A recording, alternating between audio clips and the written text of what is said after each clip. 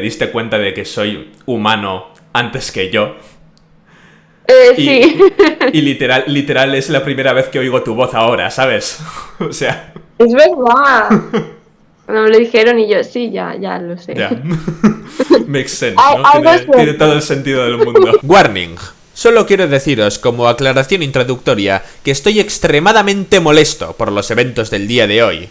Y en mi cruzada para intentar haceros entender el nivel de mi mosqueo, probablemente utilizaré un horrible montón de lo que llamaríamos simbolismo violento sexual. Y solo quería comprobar que ninguno de vosotros se sentirá ofendido por ello. Además, spoilers.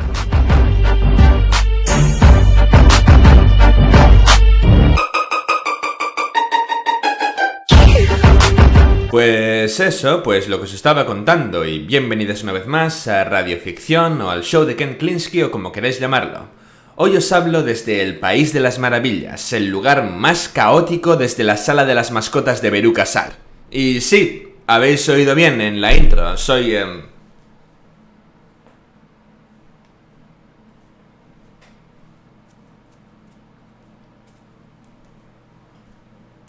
Soy humano, soy humano.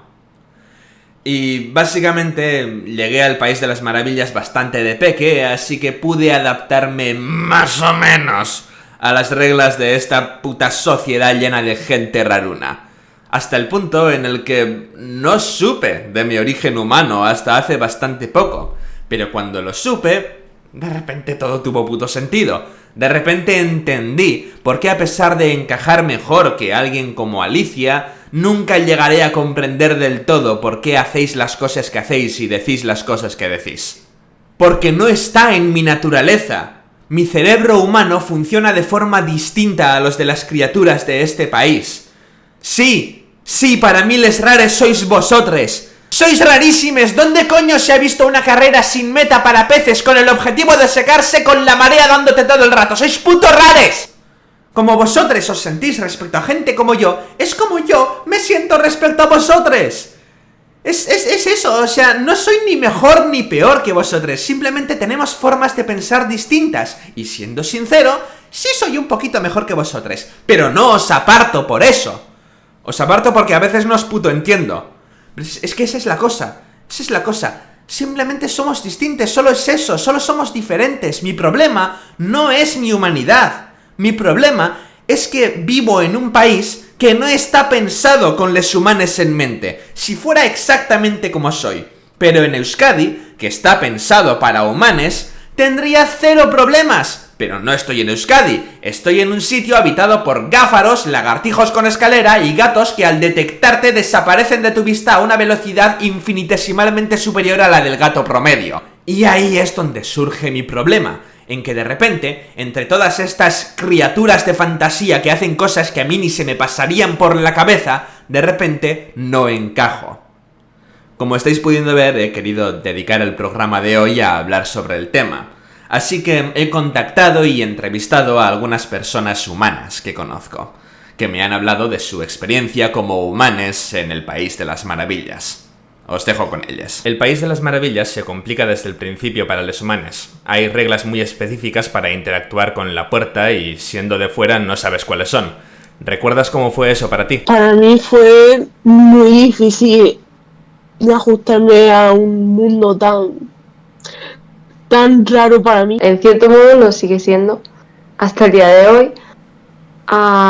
Y es sobre todo frustrante y a veces pues puede dar un poco de miedo, y ocurre como con Alicia, ¿no? Que te pones a llorar porque es que no encuentras la manera de pasar por la puerta, de hacer cualquier cosa, porque al final no hay instrucciones. Obviamente tuve ayuda, como creo que la mayoría. Yo no tenía ningún tipo de sospecha, aunque había tenido muchas muestras, no es algo que vea suficiente como para que sepas lo que es. Y al final me ayudaron. Una persona en particular empezó a notar una serie de patrones, le llamó la atención y me dieron un libro.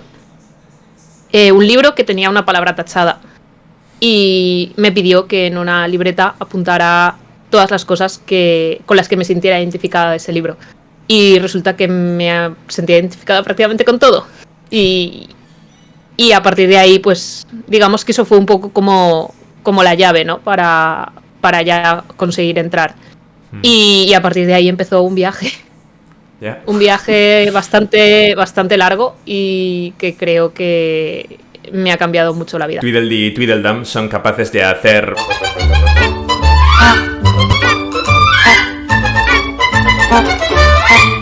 e inmediatamente después decir que es lógico. No sé tú, pero yo no le veo la lógica. ¿Cómo reaccionas en esas situaciones? Pregunto el por qué. ¿Por qué es lógico? Seguramente me lo explicarían o en el peor de los casos me quedaría con la duda. Yo suelo seguir la corriente. O sea, hay tantas cosas que no tienen lógica para mí que yo ya tiro con ellas y hago un poco oídos sordos, ¿no? Porque sé que a veces por más que te lo expliquen no va a tener lógica y que las cosas son así y tienes que tirar con ellas. Luego ahí entra el masking que se perpetúa y tal. No tienes otra manera porque al final nadie se va a tomar el tiempo de explicarte todas esas cosas y aunque te las expliquen igual sigue sin tener lógica para ti porque piensas de otra manera o porque las cosas son distintas para ti. Entonces, al principio intentas que te lo expliquen y luego según vas creciendo dices, mira, ya pasó. Una discusión que he tenido siempre con mis padres, que era algo que a mí siempre me ha costado mucho entender, es que ellos siempre han dicho que la lógica no es la lógica con L mayúscula, es tu lógica. Y como que tienes que fingir muchas veces que entiendes lo que es lógico y otras veces lo aprendes un poco por repetición, ¿no? La primera vez que hacen y lo ves y te dicen que es lógico, lo único que puedes pensar es no es lógico. Pero también es verdad que para ellos yo hago ciertas cosas que no les parecen lógicas. Entonces, me ha costado mucho entrenamiento y me ha costado mucho trabajo el entender que lo lógico es cuestionable, es debatible. Obviamente hay leyes que no se pueden debatir. Hay cosas que son de lógica y son de lógica claro. Y punto. No, pero prácticamente todo lo demás y sobre todo lo que depende de una interpretación personal, que es el 90% de las cosas, no podemos simplemente tirarlo a un lado y decir, no, eso está mal.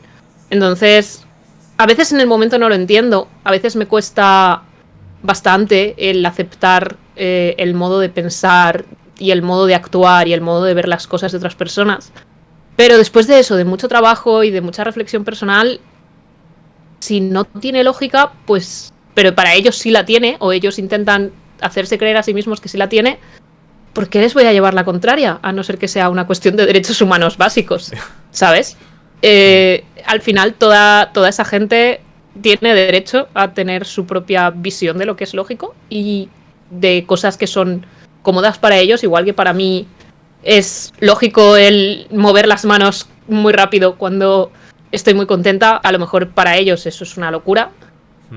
Y intento entender que para lo que para mí es una locura, a lo mejor no lo es para ellos. Entonces, muchas veces en el momento...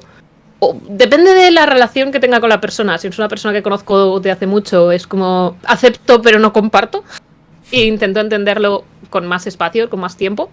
Y si es una persona que no conozco mucho, simplemente asiento y sonrío. Y lo analizo más adelante y tengo mis figuras neurotípicas, que las llamo yo, a los que les voy y les pregunto en plan, ¿esto es algo normal que hacéis? En plan, ¿los vuestros? ¿Vuestra gente hace esto de normal? Y normalmente me ayudan un poco en plan de, sí, esto es algo muy común y la mayoría de gente piensa así. Y otras veces me dicen, no, esa persona está un poco cucú bananas, probablemente tendrás que recomendarle que busque ayuda. Y yo hago, perfecto, pues vamos a trabajar en esa dirección. Pero es eso, la lógica no existe.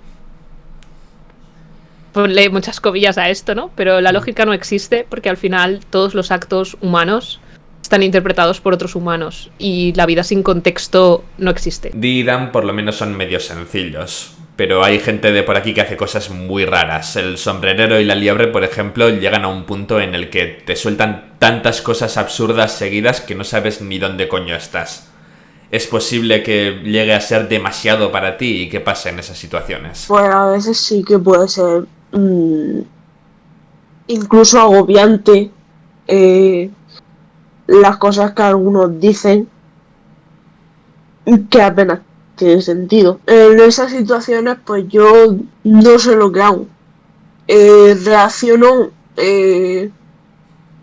como un animal instintivo.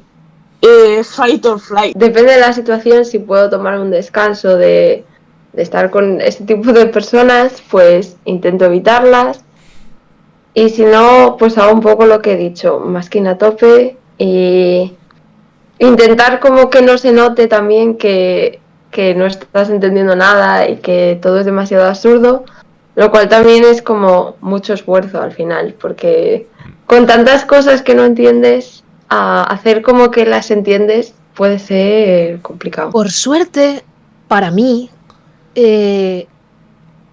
acepté muy rápido que no era exactamente como la gente de por aquí y que mis limitaciones estaban en un sitio bastante distinto.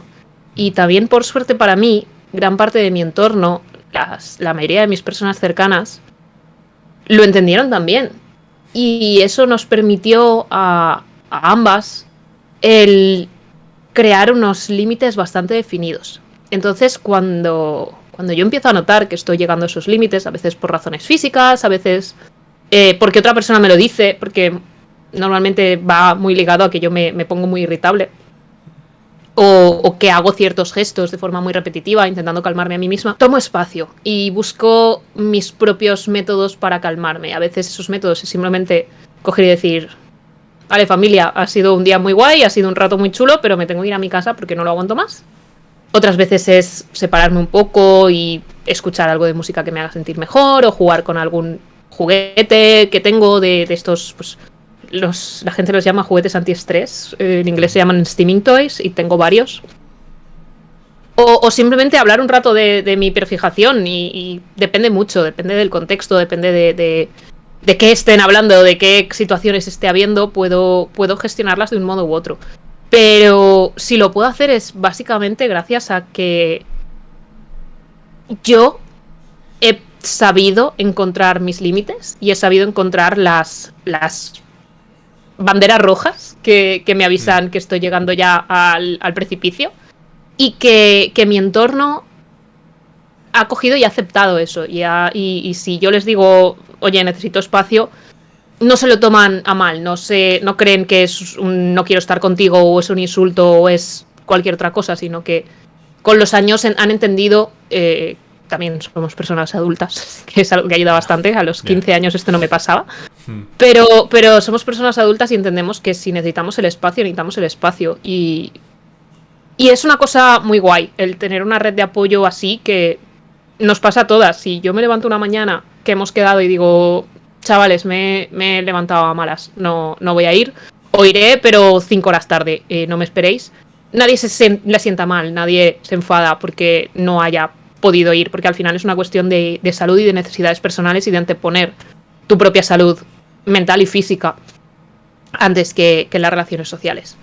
Y es algo que cuesta mucho el descubrir esos límites, cuesta mucho el aceptar esos límites, y cuesta mucho el anteponer esos límites a cualquier otra cosa, a cualquier relación personal, sobre todo, porque es algo que siento que a mucha gente nos cuesta mucho, y que sí, que es que no sabemos muy bien lidiar con ello, y normalmente hemos tenido tantas decepciones y tantos momentos en los que nos hemos equivocado por no saber cómo estaba funcionando esa persona, o por no leer muchas cosas abstractas que no sabíamos cómo leer. Hemos perdido amistades, hemos perdido relaciones, y entonces te da miedo el cogerte un poco de espacio para ti y el aprender a decir: no, hasta aquí, este es el sitio que puedo superar, o mira, me estoy pasando, estoy llegando a un punto en el que no voy a estar cómoda, necesito parar. Pero en el momento en el que lo haces y lo hablas y aprendes a encontrar ese equilibrio entre lo que necesitas y lo que necesitan otras personas de tu entorno, tu vida es mucho, mucho mejor. Y cuesta muchísimo, es muy, muy difícil, pero da muchísima paz y yo ya no siento que vaya a perder a mis personas más queridas porque tenga un mal día o porque estén pasando demasiadas cosas o porque estén haciendo algo que para mí es incómodo. Y es algo muy guay, porque te da una tranquilidad y te quita una ansiedad que, sobre todo para mí, imagino que hay mucha gente que también es algo que me ha ocupado la mente durante muchos, muchos años. Tienes mucha suerte en ese aspecto de que no vayan a... Tú, y yo también, o sea, yo estoy muy agradecido por la gente que hay a mi alrededor también. Es difícil encontrar esa gente, pero están ahí fuera, existen. Y hay que tomarse un poquito de tiempo y hay que tener un poquito de paciencia. Y no creo que sea fácil encontrarlos cuando tienes 13 años. La mayoría de gente que conozco nos hemos ido encontrando más hacia los 20. Entonces, lo bueno también es que cada vez hay más visibilidad y cada vez hay más comprensión de estas cosas, porque obviamente no los encontrábamos a los 13 años, porque a los 13 años ni nosotros ni mucha gente de nuestro entorno sabíamos cómo funcionaba todo esto, ni qué cosas necesitábamos, ni nada de eso, porque si ya estás confuso como persona normal media a los 13 años, si además no tienes referentes de cómo piensas y no te puedes comparar con nadie, pues es muchísimo más complicado. Pero cada vez hay más visibilidad y cada vez creo que va a ser más fácil encontrarte con otras personas que tengan unas necesidades parecidas o que estén dispuestas a gestionar esas necesidades contigo. Las próximas generaciones lo tendrán mucho más fácil que lo que hemos tenido nosotros. Y no sé, la esperanza es lo último que se pierde o no sé qué. Absolem la oruga nos habla como si supiéramos cómo funcionan las conversaciones por aquí y lo que vale y no vale responder. ¿Has hablado con él alguna vez? Hay bastantes conversaciones que he tenido yo. De vez en cuando, pues, pregunto cosas o me quedo con la duda. Como pasa con el otro. El problema luego es que este tío no entiende que tengas dudas, ¿no? Entonces, si no entiende que tengas dudas, si te sigue hablando simplemente como si fueras tonte, ¿cómo reaccionas en ese tipo de situación? Digo, no soy tonte, tengo un trastorno. Por favor, respétame. Yo diría que he hablado con muchísimos absoles en mi vida. Es demasiados. Y son conversaciones un poco, pues igual que te dan ganas de llorar. Porque no entiendo que vayan en plan de tienes que saber cómo funciona todo, pero no te voy a explicar nada. Y cuando te lo intentan explicar, pasa lo que pasa con Absolem, que es como te lo he explicado de una manera que es imposible entender ni una sola cosa. Y acabas aún más confusa. Todas las personas en el mundo hemos tenido un Absolem. Seamos de por aquí, no seamos de por aquí, seamos de donde seamos. Porque el principal problema de las relaciones sociales es que solo se adquieren teniendo relaciones personales. En plan, no es una cosa que puedas, por mucho que la Lisa de 12 años estuviera convencida de que sí, Lisa de 12 años no es así. No puedes aprender a relacionarte con la gente por un libro. No puedes aprender a tratar con otros seres humanos por teoría. Es muchísima práctica. Y hay mucha gente que tiene muy clara de cómo funciona la vida y de cómo funcionan las cosas, porque es como la han vivido esas personas. Y no siempre encaja con la visión o la vida que tienes tú. Y a veces te lo tienes que tragar porque es un profesor o porque es una persona con poder sobre ti, un jefe o alguien de tu familia, y hasta cierto punto pues tienes que, o más bien, sobre todo cuando eres más joven, no entiendes por qué se está equivocando. Pero lo bueno es que es eso, vamos creciendo, va habiendo más visibilidad, vamos entendiendo mucho mejor cómo nos funcionan las cosas, la cabeza, el entorno, nuestras necesidades y eso, y vas dándote cuenta de lo que vale y lo que no vale responder de verdad. Y aprendes también que a no todo el mundo le vale la misma respuesta. Y es algo muy complicado. Yeah. Porque no hay una respuesta maestra que lo responda a todo. Cuando eres pequeño te dicen, ¿cuáles son las palabras mágicas? Y es como, ojalá lo fueran de verdad, porque me habría arreglado muchos problemas en la vida. Coger y decirle a todo el mundo, por favor y gracias, y que de repente eso fuera la respuesta para todo.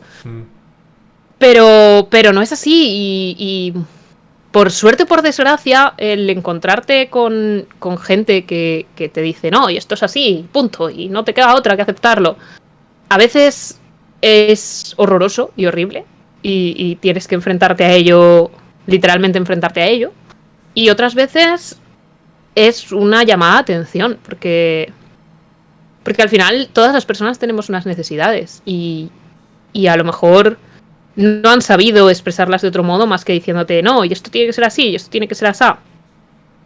Y aprendes a hablar con distintos tipos de personas y no sé. Creo que es una cosa muy complicada. Y creo que sobre todo es muy difícil saber cuándo lo que te dicen que hay que responder lo puedes aplicar a la vida en general y cuándo solo a esa persona. Porque no creo que haya una respuesta incorrecta cuando alguien te pide cómo le tienes que tratar. Porque cada uno tenemos unas necesidades. Entonces no hay un... No, y esto está mal, si te está pidiendo esto... Pues, a ver, obviamente hay límites, como todo, y están dentro de la violencia y de lo que tú estés dispuesto a hacer y todo eso. Pero si una persona te dice... no me gusta que me digas cuando no me queda bien la ropa, pues lo aprendes. Y con esa persona no lo vas a volver a hacer, pero con el resto de personas a lo mejor no es así. Y es muy complicado. Creo que es una cuestión muy difícil y como... todo hay que encontrar unos límites y los límites están muy difusos porque las relaciones sociales nunca están, bueno, no suelen estar claros los límites y es muy complicado. Sobre todo es muy agotador, por eso evito el entablar conversaciones con gente que no conozco, es como, conocer gente nueva no me hace falta, ya tengo a los de siempre, me sirven. Al final, la gente del País de las Maravillas también es cada uno es raro a su manera. O sea... Claro, y al final todos tienen sus propias necesidades, ¿no? Es muy complicado. Luego, cuando cometemos un error, es culpa nuestra, por no saber cómo funcionan las cosas. ¿Recuerdas alguna situación así en tu vida? Una ocurrencia que cuando estoy en el instituto pasa cada 30 minutos. Sobre todo cuando eres adolescente, hay una serie de normas sociales que todo el mundo parece adquirir por ciencia infusa. No sé dónde se leen, a mí no me llegó ese libro. No, mira que yo siempre he leído mucho, pero ese libro no me llegó. Y todo el mundo aprender a tratar con los demás con libros. ¿Verdad? Pues no sé, aquí estos lo aprendieron, no sé, les llegó les descargaron la actualización cuando cumplimos como 12 años. Les descargaron la actualización y había ya ciertas cosas que no podías hacer y ciertas cosas que sí, ciertas cosas que no podías decir y ciertas cosas que sí. Y no podías contarle a nadie que tu mejor amiga jugaba con muñecas, a pesar de que habíais jugado con muñecas toda vuestra vida, pero de repente era algo malo. Y entonces deja de hablarte para siempre. O, no sé, haces un comentario muy inocente a una persona y resulta que esa persona se lo toma muy mal y te consideran la peor persona de todo el instituto. Pasa mucho porque no hay... sobre todo es eso, es una cosa que pasa en algún punto de la adolescencia o de la preadolescencia en el que todo el mundo empieza a adquirir una serie de roles sociales y de normas sociales que nadie te ha explicado, porque asumen que todo el mundo lo sabe y tú no lo sabes. Y entonces te encuentras un poco... Yo siempre he sentido que es un poco como intentar jugar a un juego de mesa en el que todo el mundo se ha leído las instrucciones menos tú.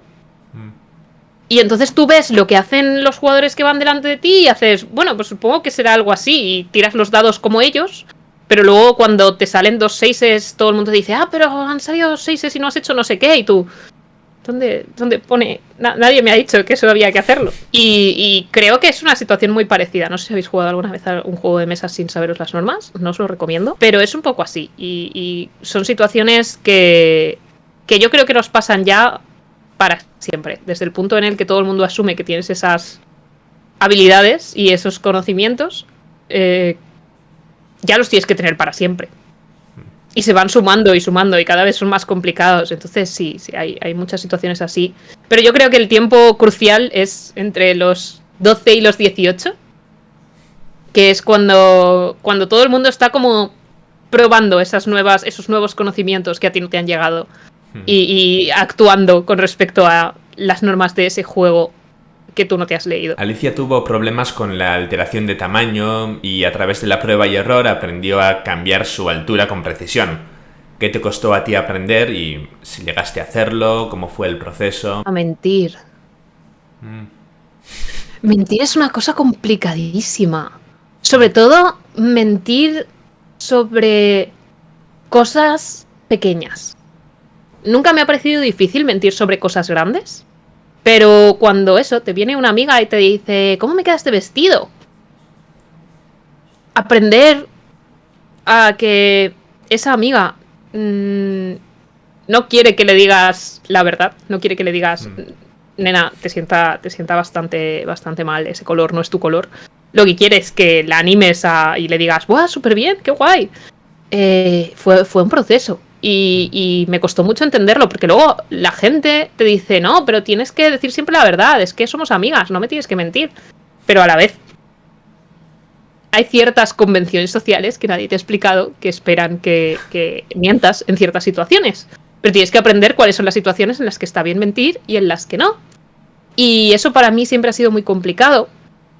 Y luego también, en general, el entender el contexto que te indica qué está sintiendo una persona. Me sigue pasando muchísimo que alguien me viene y me dice, ay, ¿no te has dado cuenta de que no sé quién estaba enfadado contigo? Y es como, ¿cómo tenía que darme cuenta? ¿Qué es lo que tenía que expresarme que estaba enfadado conmigo?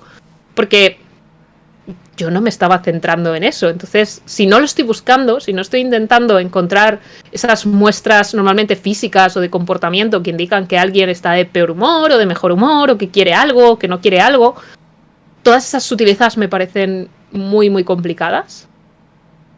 Sigo sin hacerlo del todo bien, cada vez lo hago mejor. Y sobre todo he aprendido con mis personas cercanas. Yo sé qué cara ponen la mayoría de mis amigos cuando tienen cada una de las distintas emociones principales, pero no lo sé pero me cuesta mucho más reconocerlo en personas que no conozco, a no ser que tengan un patrón de respuesta muy parecido a gente que es muy cercana a mí. Y son cosas que he aprendido, por así decirlo, por teoría. En plan, yo, sobre todo de adolescente, tenía un diario en el que apuntaba cómo ciertas personas se comportaban en ciertas situaciones. Por un lado, para copiarlo, porque a mí me costaba mucho hacerlo y demostrarle a la gente que estaba contenta o triste, o enfadada, o cualquier otra de esas cosas. Y por otro lado, pues para intentar aprenderlo y descubrirlo la siguiente vez, y que no fuera un poco la lotería del sentimiento. Y eso también me ha ayudado mucho una psicóloga que tuve. A mí, identificar mis propios sentimientos y los sentimientos de los demás me parece una absoluta locura. Es como, ¿cómo lo hacéis? ¿Cómo sabéis? A ver, lo base es relativamente fácil. En plan, sé que estoy contento, sé que estoy triste, sé que estoy enfadado. A veces se confunden un poco, pero más o menos. Pero cuando llegamos a emociones más complejas, en plan, melancolía, ¿cómo descubro yo eso? Una psicóloga a la que le estaré por siempre agradecida, una de las mejores psicólogas que he tenido, y que le recomiendo a todos mis colegas, es como, sí, id con ella, es la mejor. Y ahora prácticamente todos mis colegas van con ella. Me trajo una carpeta, me mandó una carpeta al mail que había fotos de árboles. Fotos de árboles muy distintos entre sí. Pues un árbol con un atardecer y un sauce llorón encima de un río y un cerezo encima de una montaña y cosas así. Y yo había estado haciendo como una especie de... o había estado intentando hacer una especie de diario de emociones. En plan, cada día ponía una cosa que me había pasado y cómo me había hecho sentir, pero casi nunca sabía expresarlo. Entonces esta señora me cogió y me dijo, vale, pues asígnale uno de estos árboles. Y yo dije, ¿qué? Y ella me dijo, asígnale uno de estos árboles. Y yo dije, bueno, vale. La jefa eres tú mandas, supongo que tú sabes lo que está pasando aquí, yo no lo estoy entendiendo mucho, pero dije, no te preocupes, ya te lo explicaré yo, vale. Y me pasé 2 meses asignando árboles a cosas. Y después de esos 2 meses descubrimos que había un patrón. Y que casi siempre se repetían los mismos árboles con las mismas situaciones.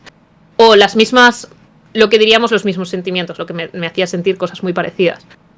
Entonces, a partir de ahí me aprendí lo que significaba cada árbol. Y pude expresárselo a la gente.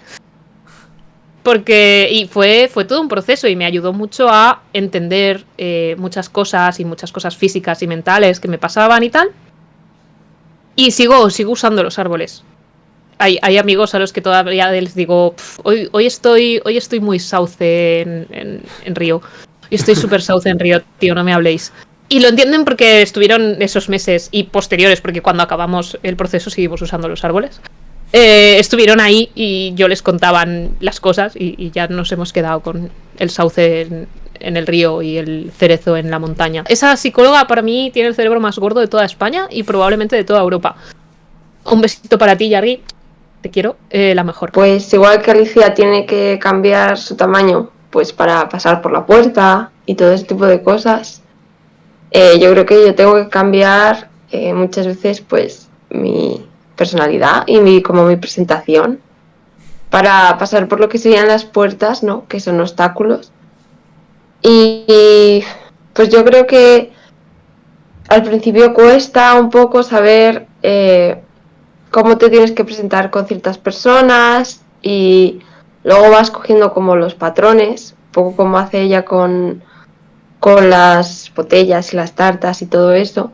Vas cogiendo un poco los patrones de qué es lo que tienes que decir o cómo te tienes que comportar y vas copiando a gente y así se hace un poco más fácil, pero al principio cuesta adaptarse. Pues yo todavía estoy en términos de aprender y está siendo medianamente difícil. ¿En términos de aprender qué en concreto? A hablar como si fuera uno de ellos. No sé si eso se llega a aprender, en verdad, ¿eh? Actuar como uno de ellos es bastante difícil. Incluso cuando estoy enmascarada casi todo el tiempo. Por supuesto, no falta quien te discrimina por ser humano. Las flores, por ejemplo, pueden hablar contigo tranquilamente y decir que eres especial y todo, pero en cuanto que se dan cuenta de especial cómo, enseguida te echan del jardín o por lo menos te tratan diferente. ¿Algo que quieras decir a esas flores? Uf. Bueno, Demasiado, pues... ¿no? Sí. No, me dan igual. A ese tipo de actitudes les digo, por favor, no tratadme diferente, tengo un trastorno. Pero no soy ni un monstruo ni un bebé. No me trates de bebé, no me trates de tontique, soy una adolescente con un trastorno. Trastorno del espectro humano. Yo creo que decirles que se tendrían que plantear un poco también de dónde viene eso, ¿no? Porque yo creo que también las flores se hacen presión de grupo las unas a las otras, porque están acostumbradas a estar todas juntas en un jardín y al final si una hace ese tipo de comportamientos, pues todas hacen lo mismo, porque no creo que todas las flores piensen de verdad que hay que, saben discriminar a los que no son como ellas, sino que es un poco eso, mentalidad de grupo. Y bueno, para las que empiezan con ese comportamiento, pues también lo mismo, que se planteen un poco de dónde viene, de si es miedo a algo que no conocen o algo que no comprenden, o si es, pues yo qué sé, envidia o cualquier cosa.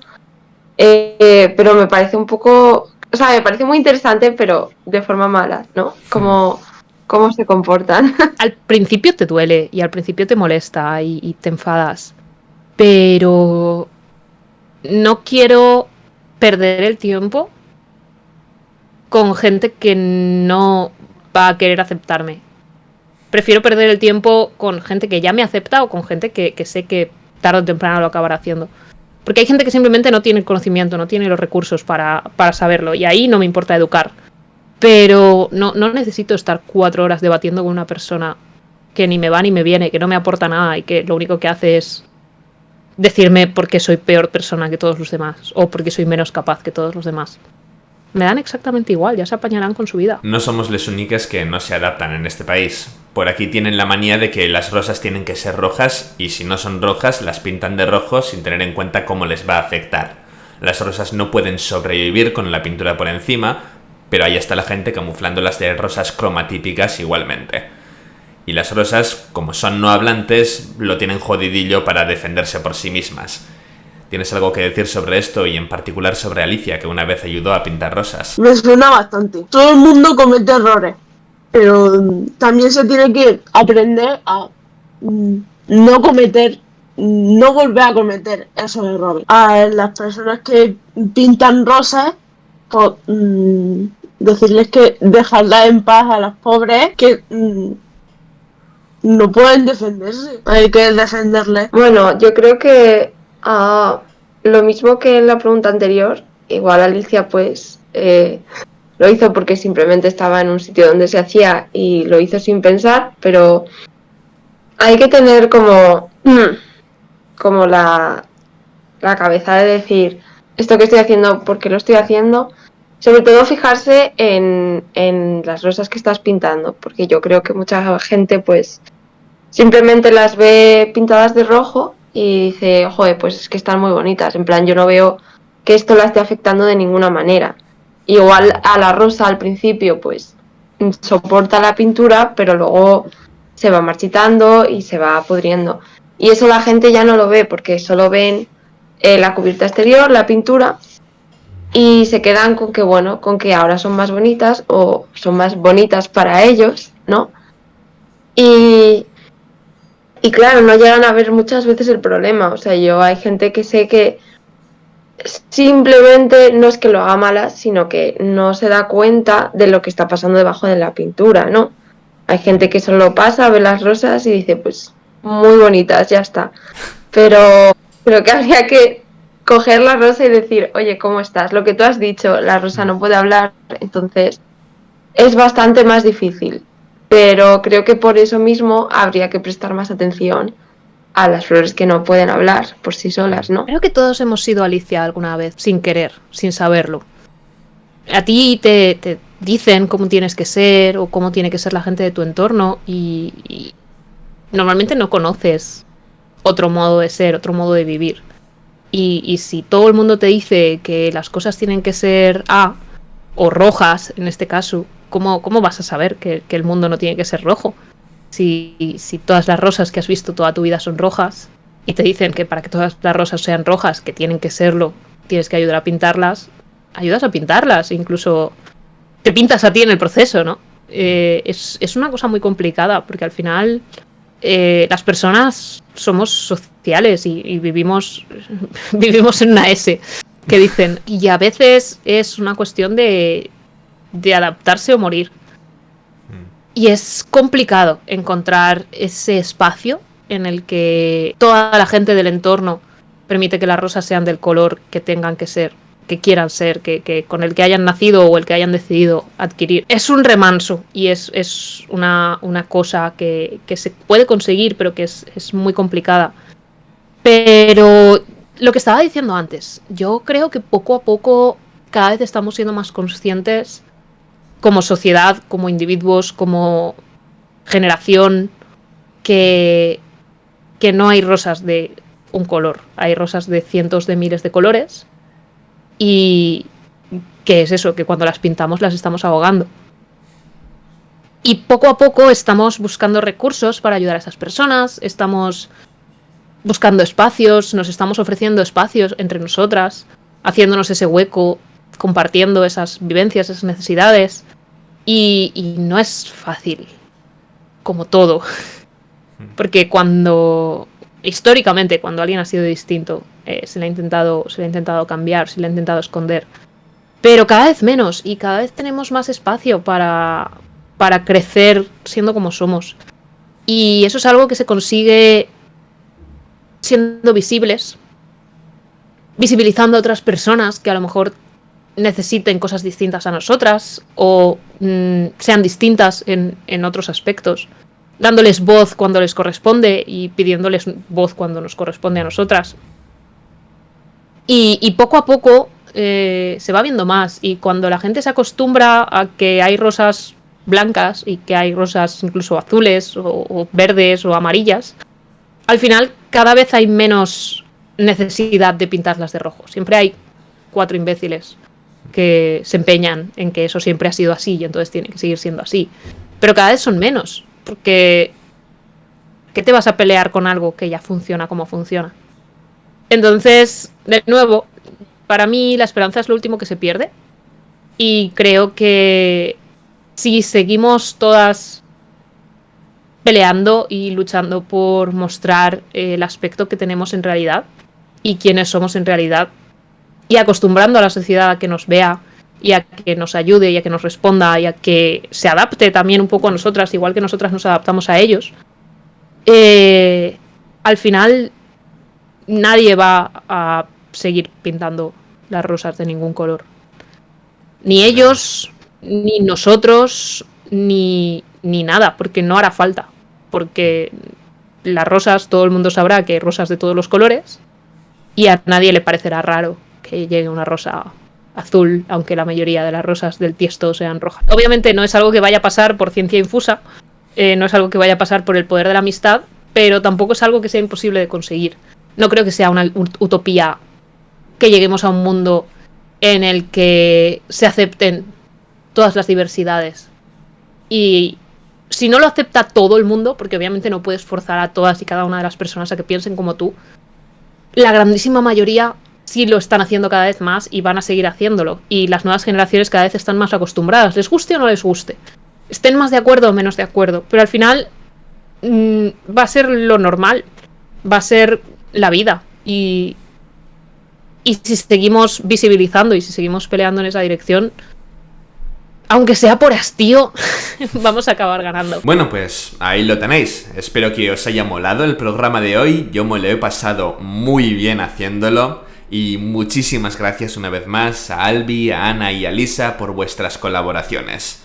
Con lo de las noticias y tal que solemos hacer normalmente, ya me pondré más al día en el próximo programa. Por ahora, vida larga y próspera. En la friki batalla de hoy, ¿qué versión de Alicia en el País de las Maravillas os gusta más? ¿La animada contra la live action? Comentad abajo. Vota el vídeo, vota el vídeo, vota el vídeo, sí, y dale a favoritos. Vota el vídeo, vota el vídeo, vota el vídeo, sí, y suscríbete.